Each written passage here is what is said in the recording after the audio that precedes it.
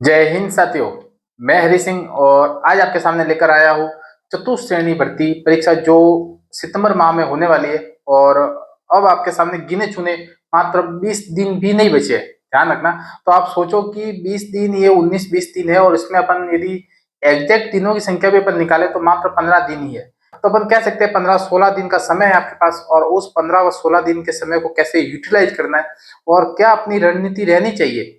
ध्यान रखना, यह रणनीति ही है जो परीक्षा में आपको सफल बनाती है। पढ़ाई तो सब करते हैं, आपको समझना है, पढ़ाई तो सब करते हैं, परंतु जो रणनीति है, जो उस 2-2.5 घंटे के अंदर जो आपका माइंड सेट है, जो आपका विजन है, जो आपकी मजबूरियां है, उस सब मजबूरियों से लड़ना पड़ेगा आपको।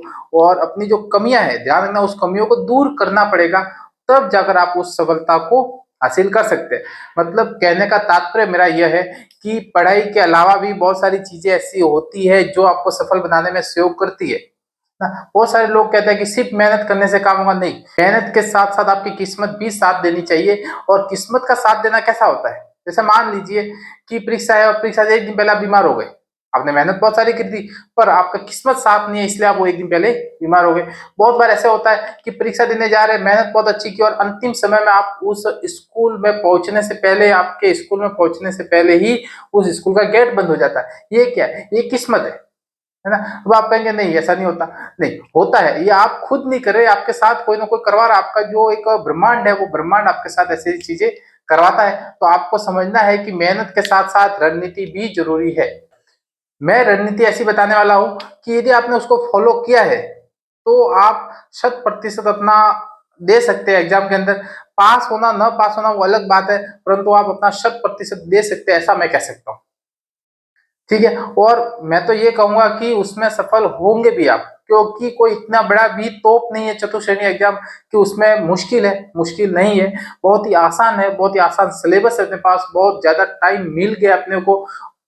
अभी आगे बहुत सारी भर्तियां चल रही है, या कह सकते हैं कि बहुत सारी भर्तियां हो रही है, तो बहुत सारे लोग उसमें जा रहे हैं।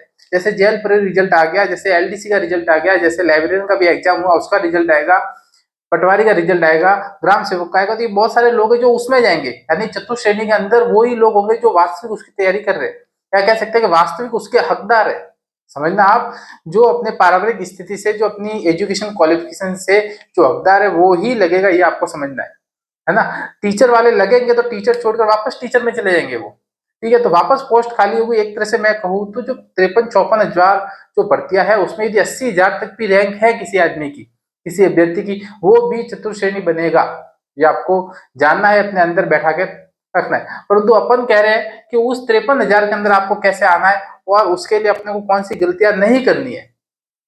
ठीक है ना, वो आपको ध्यान रखना है। जैसा कि मैंने पटवारी के लिए एक वीडियो बनाया था, उसके अंदर मैंने अंतिम में एक बात बोली थी कि आपके लिए ये पेपर बहुत सिंपल होगा, ये आपको समझना है।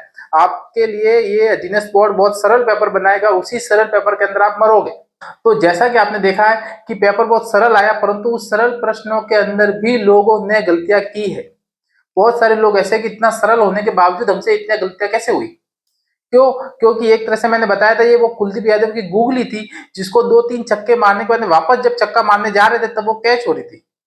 ठीक है, ठीक वैसे ही था ये पेपर। 3 से 4 प्रश्न बहुत ही इजी आ रहे थे, चौथा प्रश्न वापस थोड़ा घुमा कर आ गया। लोगों ने सोचा ये भी उसी की तरह लेग ब्रेक बॉल है तो अपन चला लेते, पर नहीं, वो थी गूगली बॉल। और उस गूगली बॉल के चक्कर में वो आउट हो गए, यानी कि हर 2-3-4 प्रश्न के बाद में एक एक कठिन प्रश्न आ रहा था। ये आपको जानना है। परंतु चतुश्रेणी का जो पेपर है, समझना आप, चतुश्रेणी का जो पेपर है ये थोड़ा सा, मुझे जहां तक लगता है, मेरे अंदाजे से मैं कह रहा हूँ कि थोड़ा सा हार्ड आएगा, क्योंकि बहुत सारे लोग इसमें बैठ रहे हैं। तो कंपटीशन थोड़ा सा टाइट करने के लिए, सरल नहीं टाइट करने के लिए थोड़ा सा टफ देंगे। ध्यान रखना, अधीनस्थ बोर्ड हमेशा अपने अनएक्सपेक्टेड प्रश्नों के द्वारा जाना जाता है, क्या कह सकते हैं, अनएक्सपेक्टेड पेपर के द्वारा जाना जाता है। यानी जब अपन ने एक्सपेक्ट किया होगा कि ये पेपर इस बार हार्ड आएगा, वो सरल आता है, सरल आने का बोलते हैं तो वो हार्ड आ जाता है। तो ये आपको समझना है कि पेपर मॉडरेट आएगा, कठिन से थोड़ा सा सरल हो सकता है, परंतु बिल्कुल सरल नहीं होगा।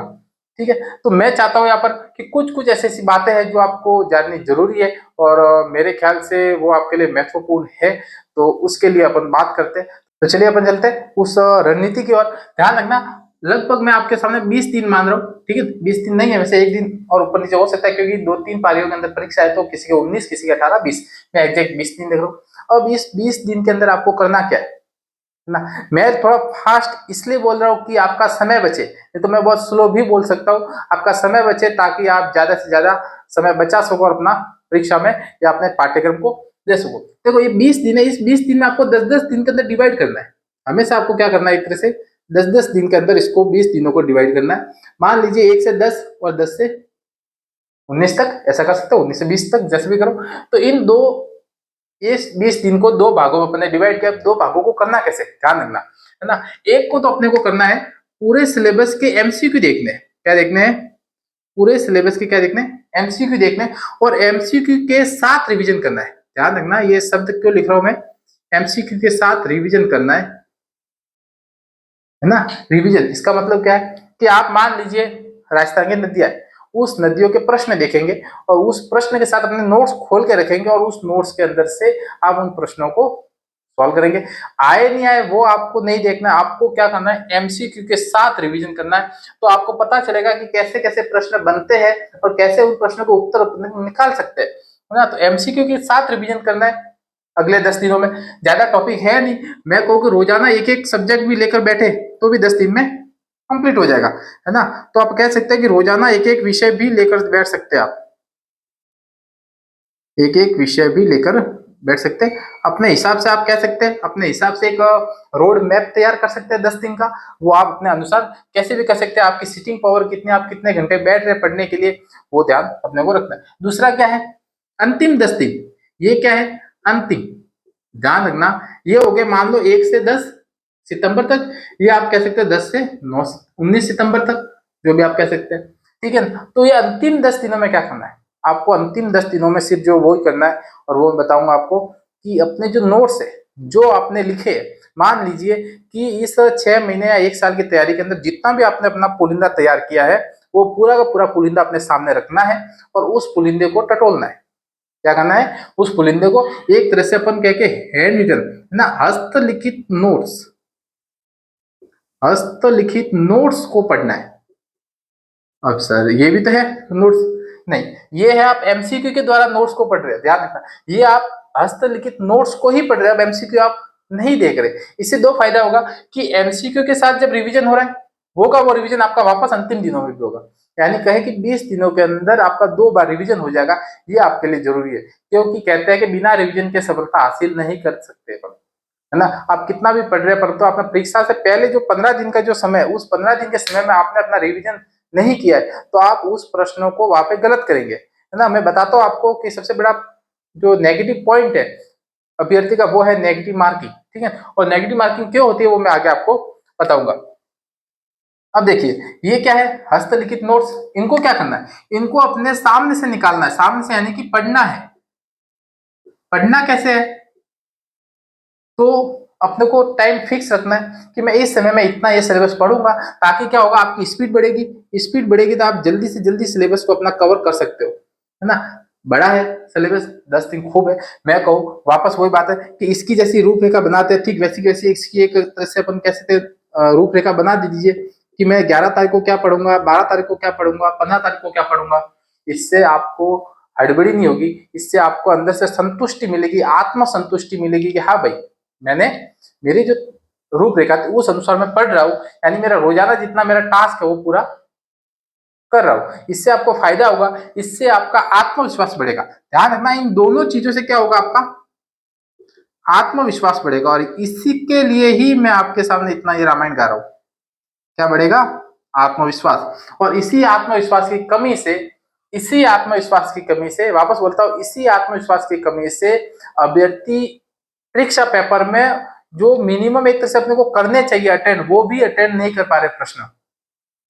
अभी वर्तमान में जैसे मैंने मेरे स्टूडेंट को, बहुत सारे मेरे लाइब्रेरी के अंदर के जो सदस्य हैं उनको पूछा कि आपने पटवार के अंदर कितने अटेंड किए, तो वो कहते हैं 90 अटेंड किए, वो कहते हैं 100 अटेंड किए। मैंने कहा 100 अटेंड क्यों किए, जब 120 130 तो अटेंड करने लायक प्रश्न थे अपने पास, और फिर आप 100 अटेंड करके आ रहे हैं। उसमें से आपको मानना है, आपको अपना ये समझना है कि 10% गलत होंगे तो होंगे ही, ये आपको 100% मानना है। ध्यान रखना, यदि आप कम प्रश्न कर रहे हैं तो हो सकता है कम गलत होंगे। यदि आप 100 से ऊपर प्रश्न कर रहे हैं यदि कभी भी, तो आपको मानना है कि 10 प्रश्न आपके गलत होने हैं, कम से कम, है ना, कम से कम 10 प्रश्न गलत होंगे, ये आपको समझना है। तो जब आप 100 प्रश्न कर रहे हो, 10 गलत करे तो आप 85 के ऊपर आ गए नेगेटिव करके, तो नुकसान हो गया आपका। तो आप क्यों इतना कर रहे हो? तो क्यों? क्योंकि आत्मविश्वास की कमी है। आपको पता ही नहीं है कि आपने सिलेबस का कब रिवीजन किया। आप क्या करते हो, अंतिम समय तक उस सिलेबस को टटोलते रहते हो। कोई उस वो वीडियो मिल गया, कोई वो वीडियो मिल गया, कोई नई बुक मिल गई, कोई नई पीडीएफ मिल गई। आज सबके सामने एक सबसे बड़ी समस्या है, वो पीडीएफ। जैसे ही किसी चीज की पीडीएफ मिल गई, वो पीडीएफ को प्रिंट करेंगे और 2 दिन उस पीडीएफ के ऊपर लगेंगे, है ना, 2 दिन पीडीएफ के ऊपर पड़े रहेंगे। उनको पता ही नहीं है कि मैं किस सिलेबस की तरफ ध्यान रख रहा हूँ, किस नंबर की तरफ ध्यान रख रहा हूँ। मान लीजिए कंप्यूटर है 10 नंबर का, और उसके लिए 2 दिन लगा दिए, और जो 40 है नंबर का राजस्थान जी का, उसके लिए 1 दिन लगा दिया। तो ये तो नाइंसाफी हो रही है सिलेबस के साथ, है ना। आप अपना समय जिसके पास देना चाहते हो, जिसको देना है, उसको ना देकर किसी दूसरे को दे रहे हो ना। ये तो वही बात हो गई कि कह सकते हैं कि अपन जहां पर अपने को जाना है वहां नहीं जा रहे, और जहां नहीं जाना वहां पे जा रहे है। ठीक है, तो ऐसे ऐसे अपने को ध्यान रखना है कि अपन को कैसे अपना अंतिम समय अपने को डिसाइड करना है। ठीक है, इसके अलावा भी कुछ चीजें मैं बताऊं आपको, जैसे राजस्थान जीके है। देखो, राजस्थान जीके आपने पढ़ा हुआ है, मैं कहूँगा राजस्थान का संपूर्ण जो भी स्टूडेंट है वो सब राजस्थान जीके पढ़कर आ रहा है ना। यदि 40-50 प्रश्न है तो मैं मान के चलता हूँ कि हर विद्यार्थी 30 से 35 प्रश्न उसको अटेंड करेगा, या कह सकते हैं सही कर सकता है वो। ठीक है, यदि हार्ड आया, ध्यान रखना, यदि राजस्थान जी के कठिन प्रश्न पूछे गए तो अच्छे से अच्छे आदमी भी उसमें मात खा जाएंगे, ये आपको जानना है। ठीक है, तो राजस्थान जी के बारे में मैं नहीं बोलूंगा क्योंकि राजस्थान जी के सब पढ़ते हैं। फिर भी मैं बताऊं तो 2 बार तो रिवीजन आप कर ही लेना राजस्थान जी का। क्या करना है, 2 बार तो रिवीजन कर ही लेना, ज्यादा नहीं करा मैं, 2 बार रिवीजन कर लेना।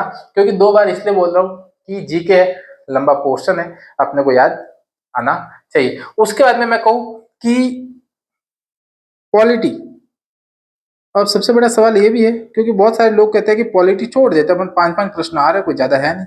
और ध्यान रखना, पॉलिटी यदि आपने छोड़ी भी हो, अभी वर्तमान में कह रहा हूँ, यदि पॉलिटी आपने छोड़ भी दी है, तो मैं कहूँगी इस 20 दिनों के अंदर आप वापस पॉलिटी कवर कर लीजिए ना। और पॉलिटी में कवर क्या करना है, जैसे मैं बताता हूँ आपको, ध्यान रखना कि जो भी भारत और जो राजस्थान का पॉलिटी है, उसमें जो ऊपर ऊपर का पोर्शन है, एक तरह से अपन कहे कि जैसे मान लीजिए कोई विभाग ही मानवाधिकार आयोग हो गया।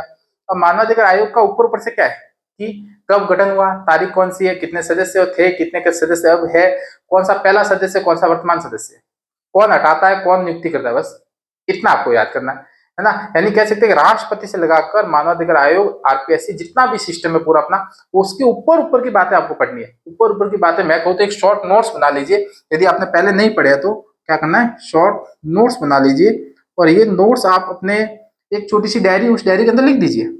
ऐसे ऐसे करते हुए लिखना है आपको। अपने को कोई हैंडराइटिंग सुधारनी नहीं, अपने को सिर्फ आप कर्सिव राइटिंग के अंदर लिखना है, ताकि क्या होगा कि आप जो पढ़ रहे हो वो आप एक बार लिख रहे हैं तो आपके थोड़ा सा दिमाग के अंदर उसको रिवाइज हो जाएगा, एक तरह से उसका सर्कल बन जाएगा, क्या मैंने किसी रजिस्टर के अंदर, किसी डायरी के अंदर उसको लिखा था। ठीक है, तो पॉलिटी का आप शॉर्ट नोट्स बनाए, क्योंकि ये 5 से 5 प्रश्न, 10 प्रश्न है। ये बहुत सारे लोग ऐसे हैं जो पटवार वीडियो की तैयारी कर रहे हैं, वो लोग इसको अटेंड करेंगे, और यदि आप चतुर्थ श्रेणी के हो और ये आप ये अटेंड नहीं कर रहे तो थोड़ा सा नुकसान आपको हो सकता है। तो मेरा मानना है कि आप इनके एक शॉर्ट नोट्स ऊपर ऊपर के प्रश्नों को लेके। इसके बाद मैं और बात करूं कि आपको और क्या करना है, इस दरमियान में आपको क्या करना है, आपको प्रश्न सॉल्व करने सीखने पड़ेंगे। आपको प्रश्न सॉल्व करने सीखने पड़ेंगे। सॉल्व करने का मतलब क्या कह रहा हूं मैं आपको, मैथ्स, है ना, सबसे बड़ा है एक पोर्शन जो मैथ्स है। और कहते हैं कि लोग मैथ्स से डरे हुए। देखो, मैं पहले ही आपको बता रहा हूँ, ये जो वीडियो है ये उन लोगों के लिए है जो चतुर्थ श्रेणी की वास्तविक तैयारी करने वाले लोग है ना। मैं उनके लिए नहीं कह रहा जो आरएस की तैयारी कर रहे हैं, या जो फर्स्ट ग्रेड की तैयारी कर रहे हैं, जो पटवार की तैयारी करके, वीडियो की तैयारी करके फिर चतुर्थ श्रेणी का एग्जाम दे रहे हैं। वैसे ये बातें सबके लिए इंपॉर्टेंट है, सबके लिए, परंतु जो मैं ये चीजें बता रहा हूँ छोटी छोटी, ये उनके लिए जो बेचारे लोग नए हैं, और जो एक फर्स्ट ग्रेड की, जो एक 10वीं पास, 12वीं पास है और पहली बार इस कंपटीशन के अंदर आए हैं। ठीक है, तो मैथ्स है। देखो, इस मैथ्स के सवालों को हल करने की बजाय, ध्यान रखना, क्या करना है, हल करने के बजाय आप उनको समझे, हल करने के बजाय समझे। अब समझे मतलब क्या है कि मैं ये कहना चाहूंगा कि प्रश्नों को समझे, उस प्रश्नों के पैटर्न को समझे, उस प्रश्नों के पैटर्न को कैसे हल करना है वो आप समझे, क्योंकि जब तक आपके माइंड में उसका सॉल्यूशन नहीं आएगा तब तक आप पेन चला नहीं सकते। ध्यान रखना, आप कैलकुलेशन तब तक नहीं कर सकते जब उसका सॉल्यूशन आपके माइंड में नहीं आएगा। और इसी कारण मैथ्स के सवाल गलत होते हैं लोगों को, क्योंकि वो पहले माइंड के अंदर तो सोचते थे नहीं और डायरेक्ट उस प्रश्नों को पढ़ते ही उसका हल निकालना शुरू कर देते हैं, है ना। तो मैथ्स को समझे, मैथ्स के सवालों को समझे। ये एक ऐसा टॉपिक है जिसको आपको याद करने की जरूरत नहीं है। यदि आपको प्रश्न उत्तर याद नहीं है पर आप फिर भी आप उस प्रश्न में से उस उत्तर को निकाल सकते हैं, यानी ये कह सकते हैं कि जितने भी दूसरे टॉपिक है सबसे सरल टॉपिक कौन सा है, तो मैथ्स है। ये आपको समझना है, क्योंकि याद तो करना ही नहीं, अपने को सिर्फ निकालना है, और निकालना ही है, वही सबसे बड़ी बात है इसमें।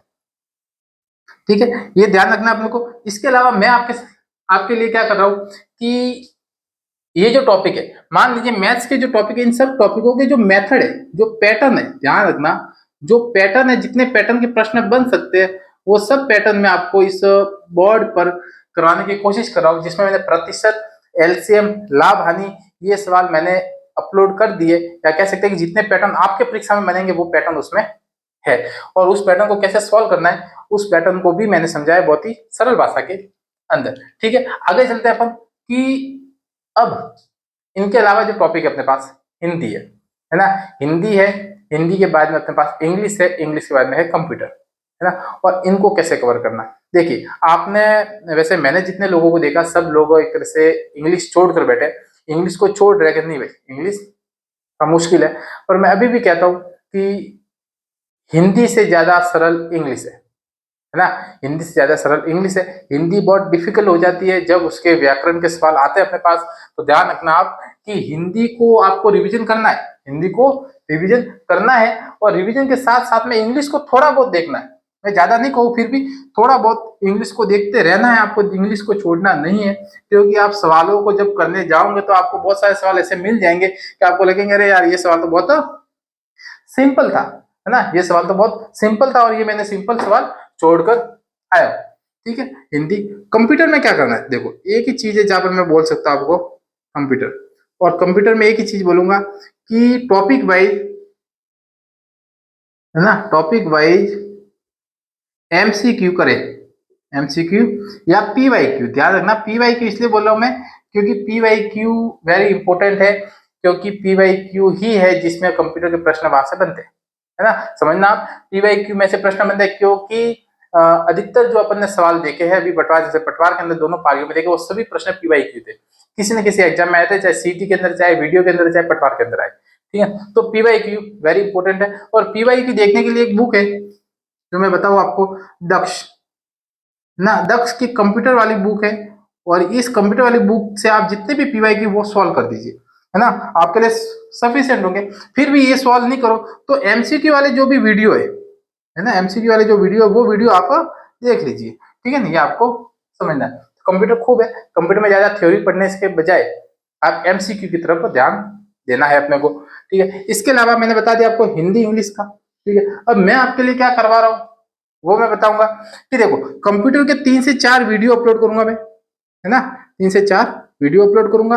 और इस वीडियो के अंदर कंप्यूटर के जितने भी पीवाईक्यू उन सबको मैं आपके सामने लेकर आऊंगा, आपको सिर्फ देखना है ना। मेरे पास डिजिटल बोर्ड नहीं है, इसलिए मैं एक तरह से कंप्यूटर के अंदर या मेरे मोबाइल के अंदर स्क्रीन रिकॉर्ड करके आपके सामने वीडियो चलाऊंगा। आपको सिर्फ वीडियो देखना है, क्योंकि वीडियो देखने मात्र से आपको वो प्रश्न आपके सामने एक तरह से कैचअप हो जाएंगे, एक स्क्रीनशॉट आपके दिमाग में बस जाएगा, है ना। तो इस वीडियो को देखना है सब कंप्यूटर के पीवाईक्यू बोलो या एमसीक्यू बोलो। ठीक है, ये आपके सामने मैं करूंगा। इसके अलावा साइंस, विज्ञान, अब लोग कह रहे हैं विज्ञान में पढ़े क्या, तो विज्ञान के महत्वपूर्ण जो प्रश्न है, उस महत्वपूर्ण प्रश्नों का एक तरह से मैं सीरीज लेकर आपका सामने आऊंगा। और महत्वपूर्ण प्रश्नों की सिर्फ एक तरह से कहूँ कि ऑप्शन और उसका ऑप्शन का उत्तर, है ना, उससे ज्यादा अपने को देखना ही नहीं है, क्योंकि आपको 53,000 के अंदर आना है। आपको ज्यादा पीएचडी करने की जरूरत नहीं है, आपको सिर्फ प्रश्न सॉल्व करना। मैं कहूँ कि 5 में से 2-3 प्रश्न भी सही हो जाते हैं, आप बहुत अच्छे दौड़ के अंदर शामिल हो जाओगे, है ना, विज्ञान हो गए। ठीक है, इसके अलावा मैं आपके सामने टेस्ट पेपर रख रहा हूं। टेस्ट पेपर, ये टेस्ट पेपर क्या है, ये ध्यान रखना, आपके सिलेबस के अनुसार, आपका जो सिलेबस है उस सिलेबस के अनुसार मैं टेस्ट पेपर आयोजित करवा रहा हूँ। पिछले ही सप्ताह मैंने एक टेस्ट पेपर खुद बनाकर और लोगों के सामने ऑफलाइन आयोजित करवाया है, और उस ऑफलाइन के अंदर बहुत सारे लोगों ने एग्जाम दिया, लगभग 400 से प्लस लोगों ने एग्जाम दिया है अपने आसपास। और उस टेस्ट पेपर का सॉल्यूशन वीडियो भी मैंने इस यूट्यूब पर कल अपलोड कर दिया, आप जरूर जाकर देखें, प्रश्नों का स्तर देखें, क्योंकि प्रश्न ही थोड़े ऐसे मैंने रखे हैं ताकि आपको सोचने पर थोड़ा मजबूर हो जाओ, है ना, आप सोचने पर थोड़ा मजबूर हो जाओ। और देखो, सरल प्रश्न रखने से मतलब नहीं है, क्योंकि परीक्षा में कैसा आएगा किसी को पता नहीं है, प्रकृति के गर्भ में क्या छुपा है किसी को पता नहीं। ठीक वैसे ही कह सकता हूँ कि पेपर में क्या है वो किसी को पता नहीं, जब आपके सामने खुलेगा तब ही आपको पता चलेगा, है ना। इसलिए अपन अपनी तैयारी हर तरह से करें, कठिन से कठिन करें, सरल से सरल करें, मध्यम से भी मध्यम करें, कैसा भी करें पर तैयारी करनी है अपने को, है ना। टोटल 3 पेपर और लूंगा मैं आपके पास, 3 से 4 पेपर, है ना, ज्यादा तो नहीं कह सकता मैं, 3 से 4 टेस्ट पेपर और करवाऊंगा मैं। यदि आप को ये इसकी पीडीएफ चाहिए आपको, तो मेरे इस चैनल के बायो में मेरा व्हाट्सएप ग्रुप का लिंक है, उस व्हाट्सएप ग्रुप में जुड़िए, वहां पर मैं इसकी पीडीएफ सॉल्यूशन पीडीएफ भी दूंगा और इस पेपर की पीडीएफ भी दूंगा, ताकि आपको सॉल्व करने में आसानी हो, एक तरह से आपका प्रैक्टिस हो जाए कि हाँ भाई, बाई चांस ऐसा कैसा पेपर हमारे पास सामने आ गया तो हम कैसे उसको अटेंड करेंगे। हाँ, इसको अटेंड करने के लिए अपना माइंड सेट क्लियर रखिएगा कि जैसा मैं एग्जाम हॉल में बैठा हूँ ठीक वैसे ही मैं ये पेपर अटेंड कर रहा हूँ या नहीं कर रहा, ये ध्यान रखना, ठीक है। तो ऐसे ये सवाल करवाऊंगा, फिर बाद में इन टेस्टों का सॉल्यूशन मैं आपको करवाऊंगा, ध्यान रखना, सॉल्यूशन भी आपको करवाऊंगा, चाहे यूट्यूब पर कराओ चाहे एक तरह से इसकी सॉल्यूशन की पीडीएफ भेजो, दोनों कर सकता हूँ, जैसा भी एक तरह से उपयुक्त समय होगा वैसे अपन देख लेंगे, ठीक है। तो ये था अपने पास एक तरह से चतुश्रेणी का छोटा सा वीडियो रणनीति, और मैं चाहता हूँ कि आप इसको देखें और इसके साथ ही अपने इस रणनीति के अंदर अमल करें, और विश्वास के साथ कह सकता हूँ कि जैसा मैंने बताया यदि वैसा आपने कर दिया तो निश्चित है सफलता, है ना। हाँ, चलिए एक और चीज कहता हूँ मैं आपको कि लोग कहते हैं कि हमारा नेगेटिव कैसे रोक सकता है ना। एक्चुअली ये प्रश्न बहुत ज्यादा लोगों के थे अपने पास, तो मैं बताना थोड़ा दिमाग में आ गया मेरे, नेगेटिव कैसे बचे, है ना। अब देखो, नेगेटिव होते कैसे, पहले तो ये चीज अपने ध्यान रखना, है ना। नेगेटिव होने के कारण क्या है वो ध्यान रखना कि एक कारण तो ये है कि उस टॉपिक के प्रति समझ विकसित ना होना, है ना। उस टॉपिक जो है, उस टॉपिक की समझ विकसित नहीं है अपने पास, टॉपिक की समझ नहीं है, या टॉपिक को कम पढ़ा है ना, या टॉपिक को नहीं पढ़ा फिर भी प्रश्न कर रहे हैं, है ना, ये समझना, ठीक है। या कह सकते हैं कि टॉपिक पढ़े हैं परंतु उसका परीक्षा से पहले रिवीजन नहीं किया, उसका परीक्षा से पहले रिवीजन नहीं किया, है, ठीक है। ये देखो, इतनी सारी चीजें और इन चीजों से नेगेटिव मार्किंग होती है, ध्यान रखना। टॉपिक की समझ नहीं है और थोड़ा भी यदि समझ के आधारित प्रश्न आ गया तो आप करोगे तो जरूर, क्योंकि आपने टॉपिक पढ़ा हुआ है, परंतु वो सवाल गलत हो सकता है। एक कम पढ़ा है, अब कम पढ़ने में ऐसा होता है कि मेहनत पढ़ा तो है परंतु उसके ऊपर गौर नहीं किया कभी, है ना, उस प्रश्न के ऊपर गौर किया नहीं, ऐसे नहीं अच्छा राजस्थान का ये था, अच्छा राजस्थान का ये था, ऐसा किया ही नहीं आपने, सिर्फ राजस्थान का ये था आगे चले गया, नहीं आपने पढ़ा है पर आपको एग्जैक्ट उसका उत्तर मालूम नहीं है, तो आप इसको गलत करेंगे। नहीं पढ़ा और फिर भी आप सोचो नहीं मुझे तो अटेंड करना है, तो आप करोगे और वो गलत हो सकता है। और एक तरह से आपने 2 महीने पहले 1 महीने पहले पढ़ा और अंतिम 15 दिन के अंदर रिविजन नहीं किया है तो भी आपका ये गलत होने का चांसेस रहेंगे, ये आपको समझना है। मान लीजिए तारीख आ गई 10 नवंबर, 15 नवंबर, 11 नवंबर, 12 नवंबर, आप क्या करोगे, आप कंफ्यूज हो जाओगे, है ना। अब आप उसको छोड़ के फिर नहीं आओगे और करके आओगे तो नेगेटिव करके आओगे, ठीक है। ये ध्यान रखना, यानी कुछ प्रश्न ऐसे होते हैं मधुमक्खी के चत्ते के समान होते हैं, आपको उसमें पड़ा हुआ शहद तो दिख रहा है, ध्यान रखना, आपको उस चत्ते को बड़ा चत्ता है उसमें शहद तो दिख रहा है, मीठा शहद तो, परंतु समझना है कि उसके जैसे ही पास में जाएंगे और जैसे ही हाथ लगाएंगे वो मधुमक्खी आपको काट लेगी। ठीक वैसे ही सवाल ऐसे होते हैं कि आपको लग तो रहा है कि ये सवाल है और मेरा 1 नंबर जुट जाएगा, परंतु आपको ये भी समझना होगा कि बाय चांस उसमें यदि मधुमक्खी हुई वो मुझे काट सकती है, इससे अच्छा उससे दूरी बनाए रखे। और ठीक वैसे ही आपको इस परीक्षा यानी कह सकते हैं हर परीक्षा के अंदर करना है कि 10 से 15 प्रश्न मधुमक्खी का चत्ता होती है, ये आपको समझना है ना। ये प्रश्न आपको बैक साइड में लेके जाते हैं, पीछे लेकर जाते हैं और उससे आप वंचित रह सकते हैं अपने सिलेक्शन से, ठीक है। चलिए, आशा करता हूँ एक छोटा सा वीडियो है मेरी तरफ से, बहुत सारे लोगों के कमेंट थे कि आप चतुश्रेणी के अंतिम समय की रणनीति बताएं ताकि हम उतना कैसा एक तरह से अपना प्लानिंग कर सके, तो मैंने इसलिए बनाया है। आशा करता हूँ ये वीडियो आपको अच्छा लगा होगा। यदि मेरे व्हाट्सएप ग्रुप से नहीं जुड़े तो जरूर जुड़े, व्हाट्सएप चैनल से जुड़ने के बाद यदि आपने मेरे यूट्यूब चैनल को सब्सक्राइब नहीं किया तो यूट्यूब चैनल को भी सब्सक्राइब करें और अपने दोस्तों के साथ इस वीडियो को शेयर करें, अपने भाई बहनों के साथ इस वीडियो को शेयर करें, उनको भी थोड़ा सा नॉलेज दें ताकि वो अपने परीक्षा में गलतियां नहीं करें। जय हिंद।